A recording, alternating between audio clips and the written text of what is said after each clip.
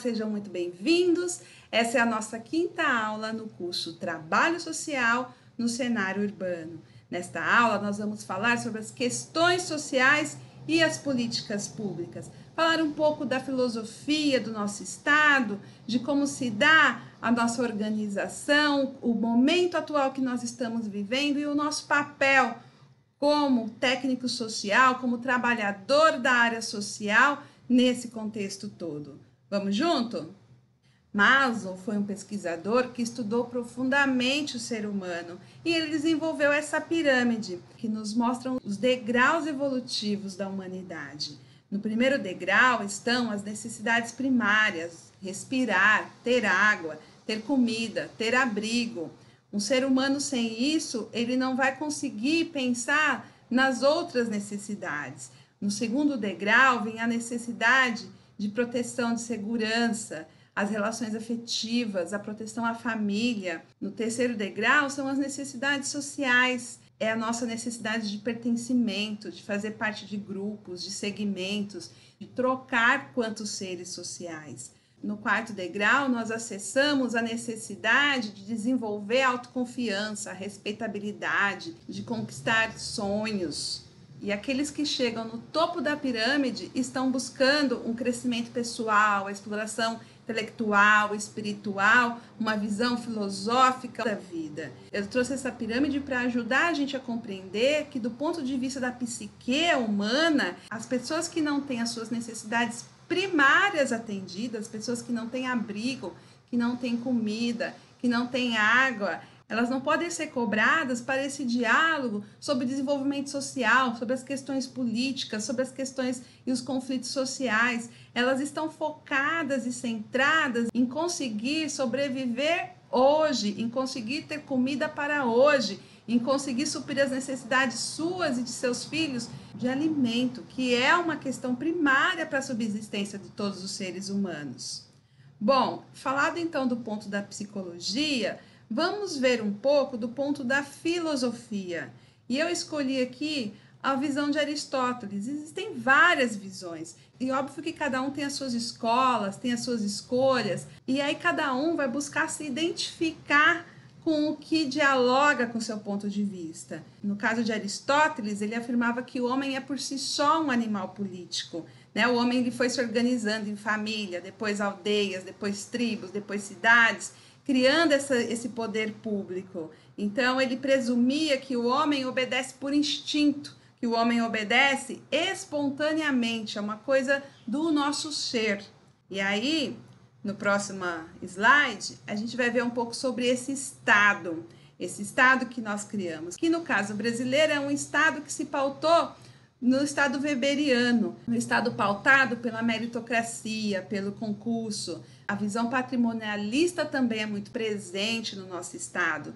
Tratar o público como o privado é muito comum na nossa sociedade. E como que está organizado esse Estado? Então, o Estado, através dos seus representantes, dos seus poderes, vai administrar a política e os recursos. No caso brasileiro, nós temos, a partir da Constituição de 88, uma série de políticas progressistas. As nossas políticas sociais são pautadas na seguridade social, na emancipação cidadã. Do ponto de vista de fundamentos filosóficos, essas políticas são pautadas na construção de uma sociedade mais justa. Então, o Estado é a soma dessas políticas, dessas leis, dessas cartas, que regem as suas ações, com os recursos que ele vai aplicar nessas políticas, nesses programas, nesses projetos, através dos seus poderes, dos ministérios e do seu funcionalismo público, que é assim que chega à população. E se a gente parar para pensar, para refletir um pouco mais, nós vamos perceber que se nós temos uma legislação avançada do ponto de vista da filosofia política, se nós temos recursos de grande monta, o orçamento do Brasil em 2009 foi mais de 3 trilhões de reais. Se nós temos aí toda a estrutura burocrática montada para que isso funcione, por que essas políticas não chegam à população? O problema são as legislações? O problema são os recursos? Ou os problemas estão exatamente nesse processo da transferência, de sair da União para chegar até o cidadão na ponta? E esse sair da União até chegar ao cidadão lá na ponta passa por diversas pessoas, representantes de diversos órgãos, de diversos níveis de governo. Então, o que nós precisamos é resgatar os valores humanos das pessoas, para que se consiga trazer os fundamentos, os valores que estão expressos na política para a prática diária. Porque não é um líder político, uma pessoa que vai conseguir solucionar uma questão dessas. São 200 milhões de habitantes, são milhares de funcionários públicos administrando esses recursos e essas políticas. Então é necessário um movimento no sentido de que se passe a trazer isso para a prática, de que se trate a trazer esses recursos para o que se propõe os valores dessas políticas. E isso passa por uma revisão de valores humanos, isso passa por assumir a responsabilidade pela nossa ação prática, pela nossa ação diária, no nosso dia a dia. E vejam, não estou descartando a responsabilidade do governo ou do Estado sobre a questão da pobreza, sobre a questão da injustiça social. Muito pelo contrário, o Estado tem que cumprir seu papel através da destinação de recursos, através da regulação, para que essas políticas sejam cumpridas. Mas vamos entender que nesse processo, nesse caminho, são milhares de pessoas que precisam também estar atentos para fazer o cumprimento dessas políticas. Então, gente, aqui eu quero abrir um parênteses. Eu imagino que algumas pessoas já estejam se perguntando por que eu não falei do sistema capitalista, do Estado neoliberal. E realmente, por vários motivos. Primeiro, porque eu acredito que todos nós já sabemos que o Brasil é um país que adotou o sistema neoliberal e que é um país capitalista. Tem muitos professores que ensinam isso com maestria, que ensinam isso com muita propriedade, porque pesquisam e estudam isso a fundo. Uma outra questão é porque eu realmente quero chamar a atenção para a nossa crise ética, porque eu entendo que sim, estamos dentro de um sistema neoliberal, mas eu também entendo que não é o sistema neoliberal que nos obriga a sermos antiéticos. Como eu falei lá no início da aula, que as pessoas que estão na base da pirâmide, aqueles que não têm o alimento para o dia de hoje, eles realmente não vão discutir questões éticas da nossa sociedade. Então, são 3/4 da nossa população que poderiam estar fazendo essa discussão. Vamos relembrar Milton Santos, que dizia que a transformação social pode ser feita pela classe média, mas que a classe média não quer cidadania, ela quer privilégios. E por isso que eu trago de novo a questão dos valores humanos, os valores éticos. Porque não é o Estado neoliberal que obriga ou que obrigou, por exemplo, o enriquecimento ilícito de sindicatos nesse país, negociando os direitos dos trabalhadores em torno de outros interesses. Não é o Estado neoliberal que obriga organizações e partidos de esquerda a fazerem um discurso e, na prática, quando estão no poder, fazer exatamente o oposto do discurso, continuando os processos de espoliação dos cidadãos brasileiros, dos trabalhadores. Não é o Estado neoliberal que obriga um governo de esquerda a dar cheque de despejo para a população que ele precisa reassentar porque ele vai fazer uma grande obra. Não é o governo neoliberal que obriga as pessoas a terem posturas machistas, racistas, homofóbicas. Trata-se sim de valores humanos, trata-se de princípios que precisam ser debatidos, que precisam ser dialogados, que nós precisamos, quanto sociedade, começar a tirar do discurso e trazer para a nossa prática diária, trazer para o nosso trabalho, trazer para a nossa casa, trazer para os nossos espaços de convívio quanto sociedade. Somos todos nós, quanto sociedade, assumindo a responsabilidade por uma ação ética que vamos poder desestruturar esse sistema neoliberal perverso. Vai possibilitar a construção de uma outra sociedade, de uma sociedade possível, de uma sociedade com mais equidade, com mais justiça social. Isso depende da ação de cada um de nós. Se nós continuarmos responsabilizando o sistema neoliberal e lá no nosso dia a dia não nos posicionando a favor do cumprimento da ética e das políticas públicas, nós estaremos alimentando esse sistema. Então, gente, é por isso que eu não estou tratando da questão do nosso Estado neoliberal e do sistema capitalista nessas aulas. Vamos continuando aqui.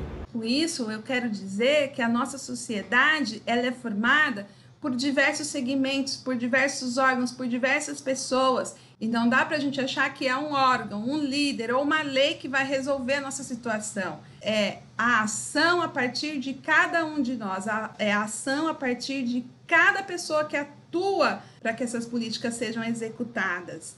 É a microação para que na macroação, quanto mais pessoas praticarem, trazerem os fundamentos dessas políticas para a sua ação diária, muito mais rápido nós vamos ter um desdobramento da nossa sociedade como um todo. E isso eu estou sempre repetindo, porque a gente tende a acreditar que alguém é culpado de todos esses problemas, quando ele é, na verdade, uma construção social. É uma construção nossa, quanto sociedade. Nós somos responsáveis, porque nós também temos os nossos valores, nós também temos a nossa ação, ou mesmo a não ação, e isso é importante a gente começar a ter clareza de onde nós estamos, quais são os nossos valores e o que nós estamos trazendo disso para a prática, para poder também cobrar do outro que faça a mesma coisa e assim começar a construir realmente uma sociedade mais justa. E aí, para a gente ter ideia de como anda o nosso país, alguns índices socioeconômicos, aqui são de 2017.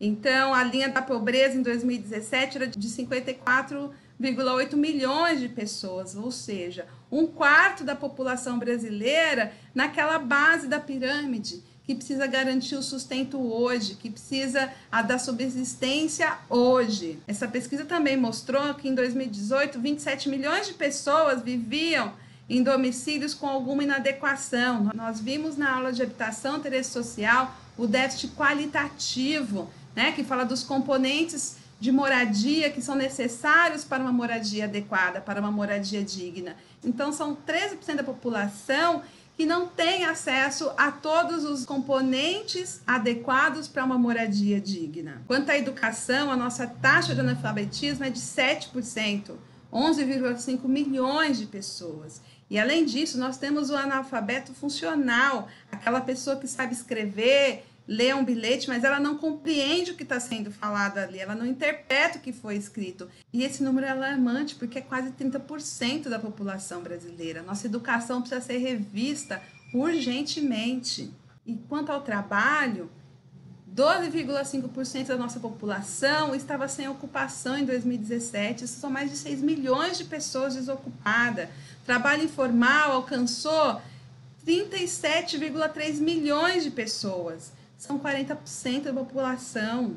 Então, 2 em cada 5 trabalhadores do país estão numa situação de trabalho informal. E nós sabemos que o trabalho informal não traz nenhuma seguridade social. Isso é realmente muito preocupante.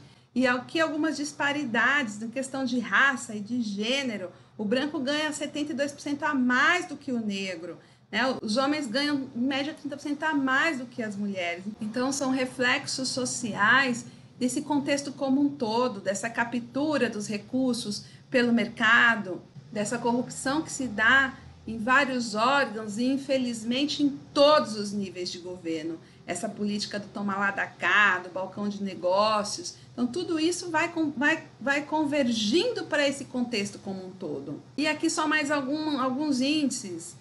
Em 2017, o país tinha 15 milhões de pessoas na extrema pobreza. Metade da população do norte e do nordeste vive com meio salário mínimo. Mais de 1/3 da população não tem acesso a serviço de esgoto. A informalidade atinge 2/3 dos serviços domésticos e da agropecuária. Então, são os mais pobres que não têm acesso à seguridade social.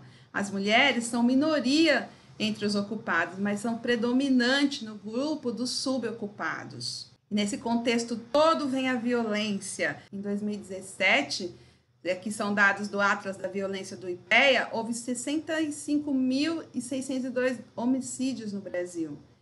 Quase 5 mil eram de mulheres.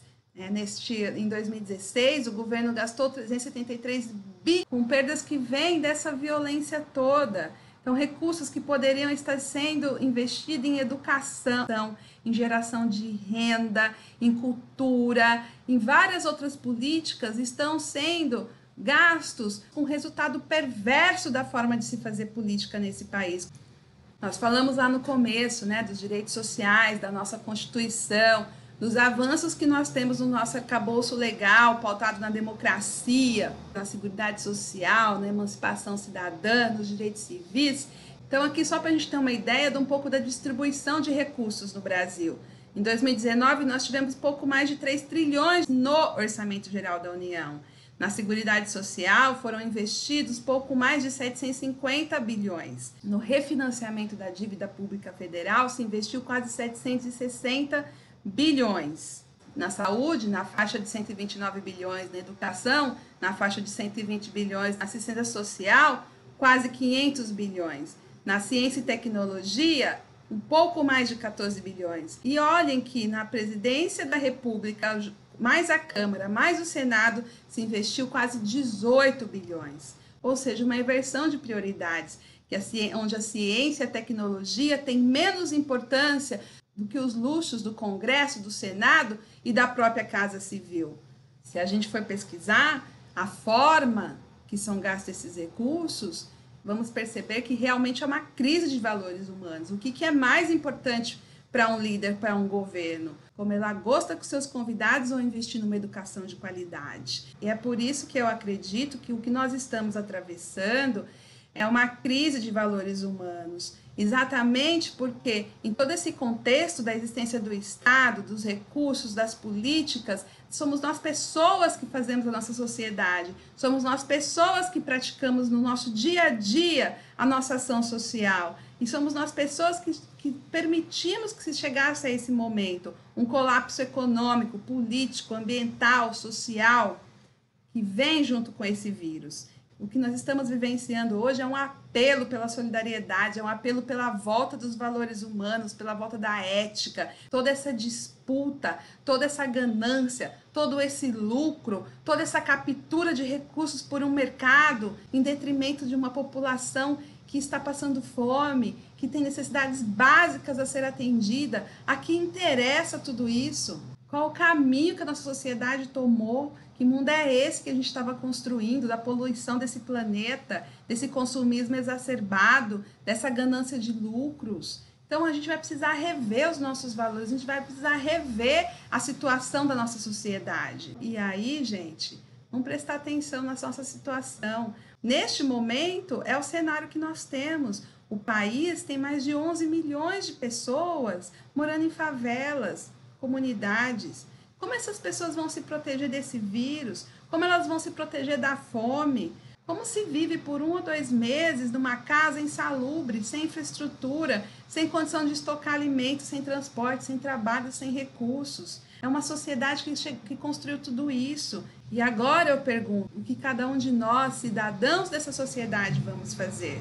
Não é simplesmente o problema de um líder político, é um problema de uma sociedade como um todo, e a gente precisa começar a refletir nisso como sociedade, começando a partir de nós, da nossa parte, de como nós podemos contribuir para mudar esse cenário. E aí, nesse sentido, os nossos desafios como trabalhadores da área social é incorporar em todas as nossas ações, em todos os nossos planos, em todos os nossos projetos, as ações que visam a educação, a emancipação cidadã, a autonomia, a autogestão, a ética. Quer dizer, trazer o nosso projeto ético-político para a nossa prática diária, né? Trabalhar essa questão da autonomia, trabalhar essa questão da autogestão. E para isso é preciso que a gente se prepare profissionalmente, é preciso que a gente comece a utilizar cada vez mais as tecnologias para o nosso trabalho, né? A nosso favor. Menos tempo gasto com burocracia e mais diálogo, mais construção coletiva, mais respeito, mais solidariedade, mais fraternidade. Então eu trago aqui essa frase de Gandhi que eu gosto muito: seja você a mudança que você quer para o mundo, seja você a melhor ação no seu trabalho, na sua casa, na sua comunidade. Comece por você. as melhores práticas. Comece por você trazer os seus valores éticos para a sua ação diária, para que depois a gente possa cobrar do outro, do outro e do outro e se formar uma rede e realmente começar a construir um país mais justo. Só vai ser construído por meio de pessoas que se proponham a fazer isso. Nós temos os nossos valores e definir quais os valores que os nossos líderes políticos vão ter que defender. Nós sabemos que o nosso sistema está doente, nós sabemos que a forma de desenvolver as políticas públicas lá na ponta não atende às nossas necessidades e geram uma série de perversidades. E nós precisamos começar a fazer a nossa parte. Essa foi a aula que eu preparei para vocês sobre a questão social no nosso país e esse contexto todo que nós estamos enfrentando agora. E se você gostou, deixa aqui o seu joinha, siga a gente nas nossas redes. Se você quiser essa apresentação, pode pedir que nós mandamos para você. Eu quero agradecer mais uma vez pela atenção e espero você na nossa próxima aula.